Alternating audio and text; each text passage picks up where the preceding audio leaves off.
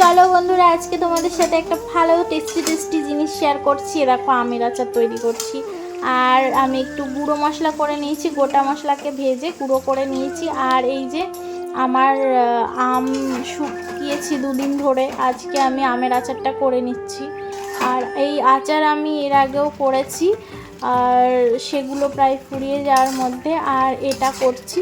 আর আমার আমের আচার করতে ভালো লাগে, তো মশলাটা দিয়ে আর কিছুক্ষণ নাড়াচাড়া করে নামিয়ে দেবো আমের আচার।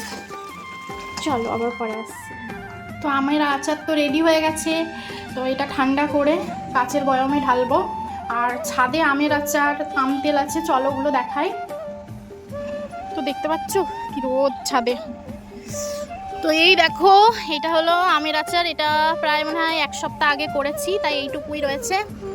আর এই যে আম তেলটা খুব সুন্দর টেস্ট হয়েছে খেতে, সবাই আর কি বলছে। আর এইটা হলো অনেক আগের আমের আচার। তো এই হলো, আর আজকে আমের আচারটা করেছি। তো আমার মতো কে কে আমের আচার খেতে ভালোবাসো আর সবাইকে খাওয়াতে ভালোবাসো। আর আমের আচার আমার করতে খুব ভালো লাগে, আমগুলো কেটে শুকিয়ে রোদে তারপরে আচার করতে এবং সবাইকে খাওয়াতে আমার খুবই ভালো লাগে, তাই আমি করি। তো চলো আজকের মতো ভিডিওটা এখানেই, টাটা সবাইকে।